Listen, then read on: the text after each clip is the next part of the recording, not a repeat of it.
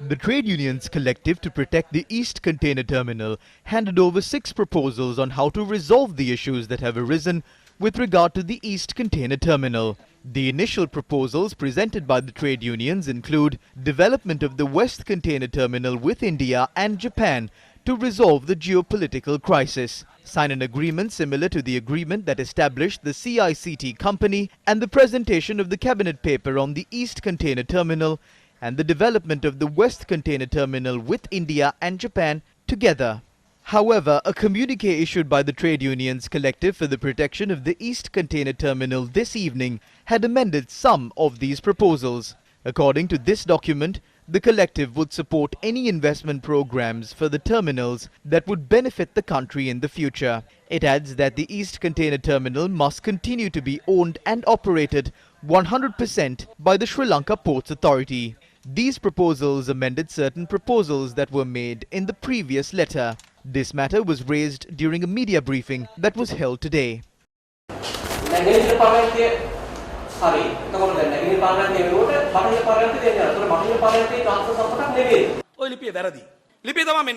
The letter is wrong. This is the letter that we sent to the President.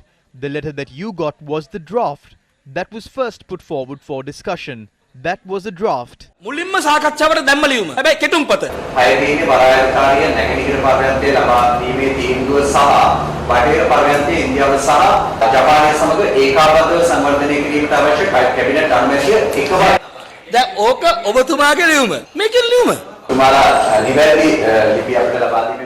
The letter that you have says that cabinet approval for the development of the East Container Terminal and the West Terminal to be given together.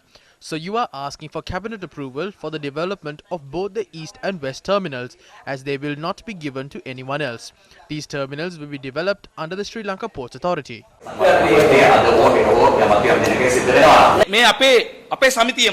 This is the stance of our trade union, the Ports, Commerce, Industries and Progressive Workers Union.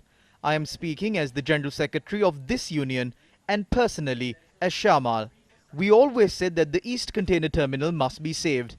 We will even give up our lives to save it. Also at one point we said, give away the West Terminal and save the East Container Terminal. I will stand for what I said then.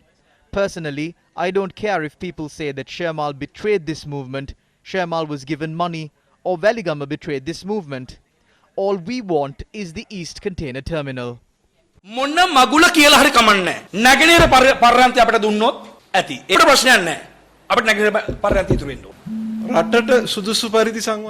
have said that the development of the West Terminal must be done in a way that would be beneficial to the country.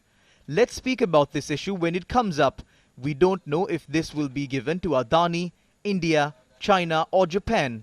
What we said about Adani being a corrupt organization will not change despite it being the East or West Terminal.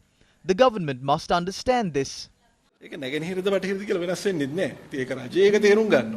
However, the trade unions that represent the Janata Vimukti Peramuna had not signed the list of proposals.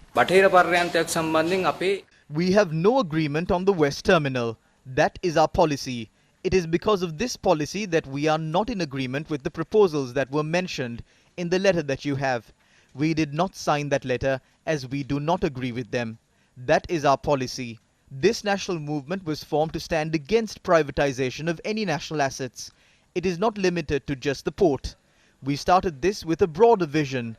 Based on the substance of that vision, it does not matter if it is the East Terminal, the West Terminal or some other asset. අරමුණේ අර්ථයෙන් ගත්තොත් එහෙම අපිට බටහිර පර්යන්තයේද නැගෙනහිර පර්යන්තයේද එහෙම නැත්නම් වෙන දෙයක්ද කියන එක නෙමෙයි. දැන් මේකේ තියෙන්නේ The old letter, the letter that is said to be incorrect, states development of the West Terminal with India and Japan to resolve the geopolitical crisis. The new letter states the collective will agree to the investment programs initiated by the government for the benefit of the country.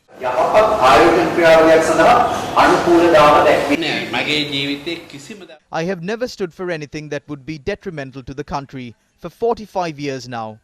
Despite what will happen in the future, I will never let anything happen to this country or her people.